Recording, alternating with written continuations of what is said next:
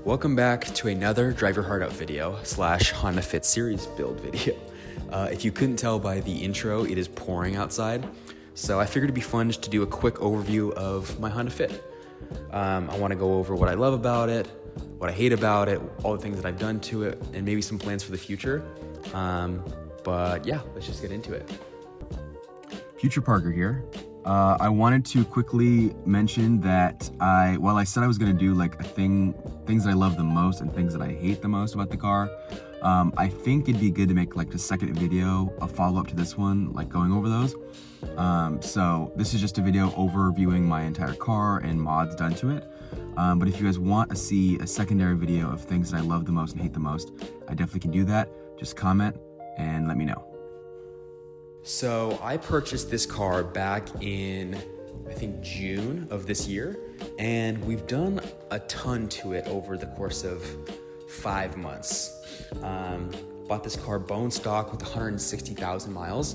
It's an 09, obviously in black, Honda Fit Sport, and you can obviously tell it has wheels, has coilovers, but if you haven't been watching the videos thus far, I figured we kind of do a rapid fire overview and then I kind of go into some of the details afterwards.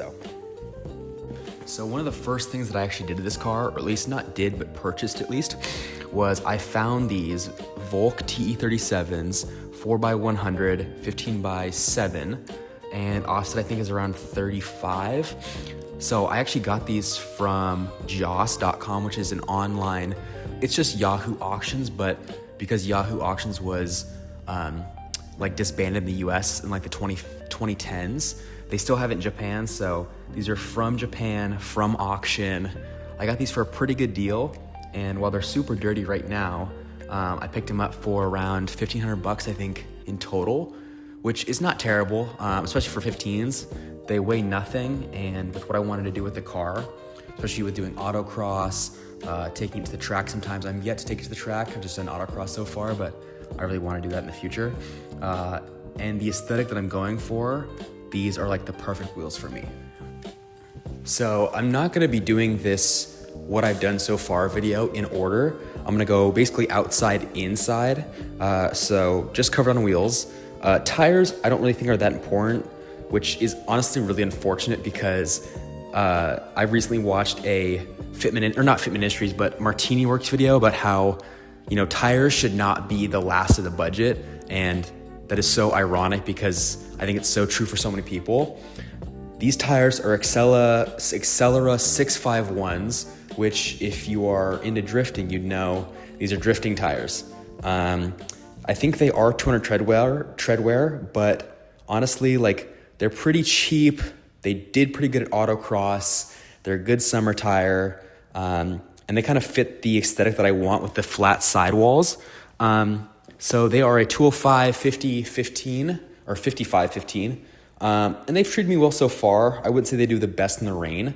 And they're definitely not going to do good in the cold. So I think in retrospect, my next plan is to put some Continental DW06s on them. That way I can just drive and have the car on the TEs all year round. So that's tires. So next up from wheels, moving to suspension, I have a set of reaction coilovers on my car for the GE Fit. They are 8K front, 6K rear, and they are kind of that in-between sweet spot for what I've read on forums for good spring rate for track use, but also daily use. When I put them on, they were extremely stiff, and in the last video, I kind of covered the fact that someone in my comment section said that I did them wrong. I didn't set them up for really what they're supposed to be because coilover installs are really not so straightforward. And so honestly, I kind of learned that the hard way. I've done it once before in my other car, and I didn't really set them up properly either. But because I want this to be more of a trackable car I can take consistently and drive to the track from the track, after I installed the coilovers, I then installed a Swift Springs helper spring, which is a 3K spring that sits on top of the spring that comes with the coilovers. I did that because I wanted a softer feel over smaller bumps. Because when I'm going over small bumps with a 8K spring in the front, it's very stiff.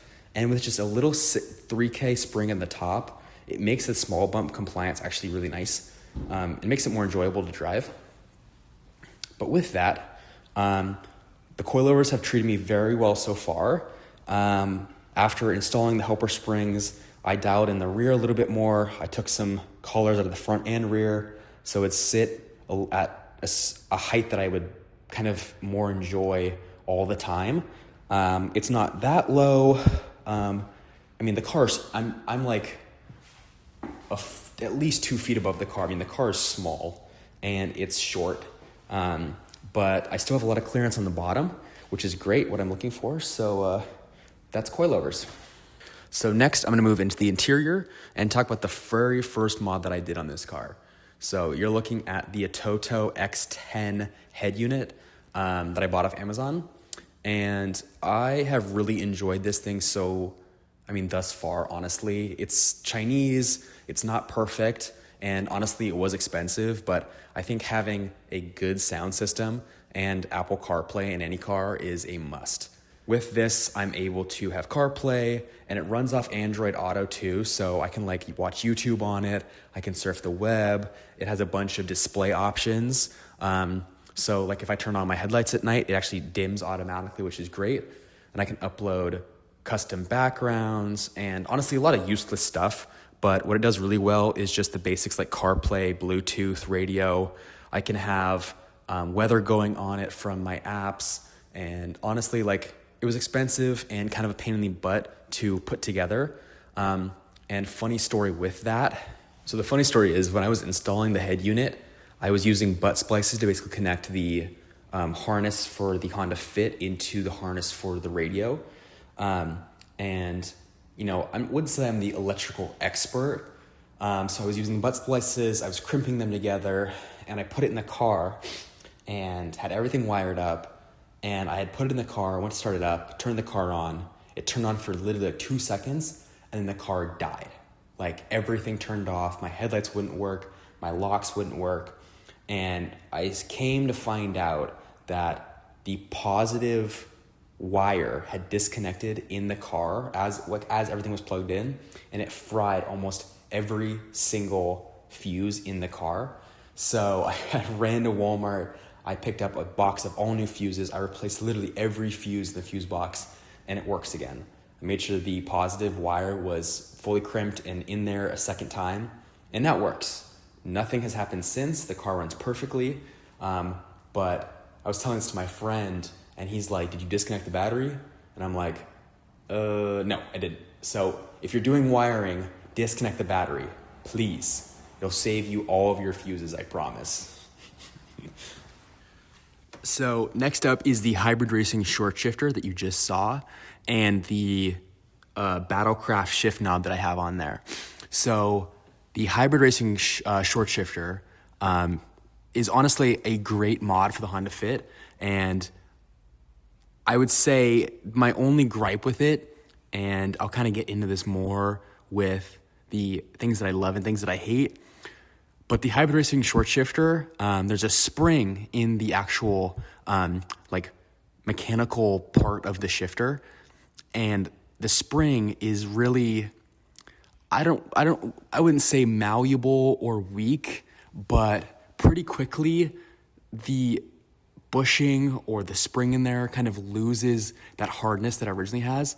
So the shifts kind of become sloppier and sloppier as you go on and drive the car. So that's my only gripe with it.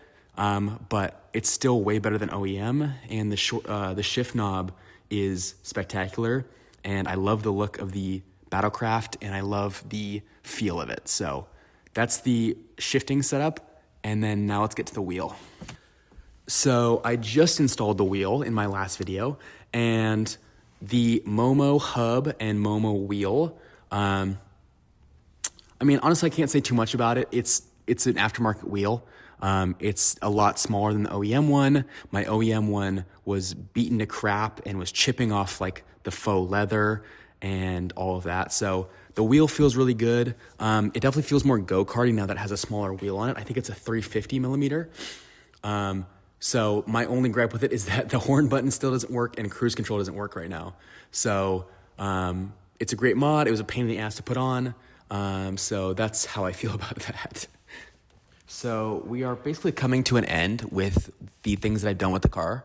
And I would say one of my favorite mods that I've done is pick up this Bride seat. So this Bride seat is a Bride Eurostar 2. It's a second gen of this model seat. And first of all, it's red. It's awesome. It's a Bride seat or Brid. And honestly, it's just way more comfortable than OEM. I wanted something that was more sporty that I could, use the track. And I'm a big guy, so I'm gonna be honest, like it doesn't really hold me in that well, but it's way more comfortable than the OEM seat. It looks better, and it helps me achieve that track rat look that I wanna go for. So that's how I feel about it. You'll see some B-roll of it. It's not perfect, I got a great deal on it. So it's a little dirty, but for the price I paid and what it is, I really can't complain. So the last thing that I've done on this car is the RoadManners floor mats. And that was like the also first mod. I did head unit and then it was floor mats. And honestly, like I can't really say much about floor mats. They're floor mats. They work. The only issue that I have with them is that the OEM, and this is not their fault, my car did not come with floor mat clips because they came with like the WeatherTech floor mats that have no clips. So I don't know if the clips were ever in the car. I don't think they were. So basically the floor mats just slide around under me. And again, that's not their fault because they're meant to have clips to be secure. But that's my only pain point with the floor mats. They look awesome. I'm not gonna show you what they look like in my car because they're super dirty, full of leaves and pine needles. But yeah, that's basically the overview of my car. Okay, I'm gonna stop yapping here. I love this car. It has been such a fun ride, not only to drive the car, experience little nuances, and take it to autocross, but I think my favorite thing about the car is that because it's so quirky, it has this like underground niche community online. But when I tell you like this car gets nothing but love, that's probably my favorite thing about the car.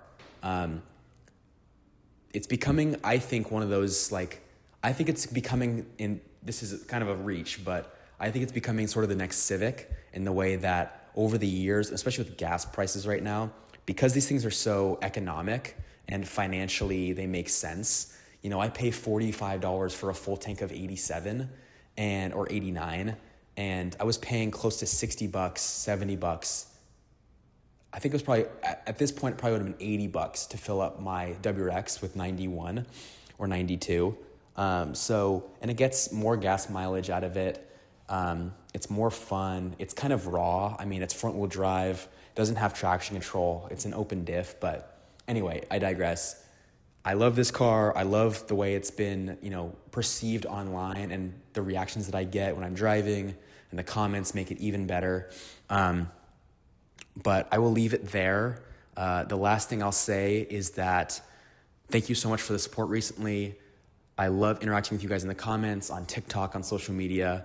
And I want to say also that I've probably mentioned in another video, winter is coming pretty quickly. So videos like this are probably going to happen more where I'm not really installing parts, but just yapping or doing vlogs. The car is really exactly where I want it to sit right now. I don't really have engine plans, for the future other than maybe doing intake, maybe some small upgrades. But suspension I'm happy with.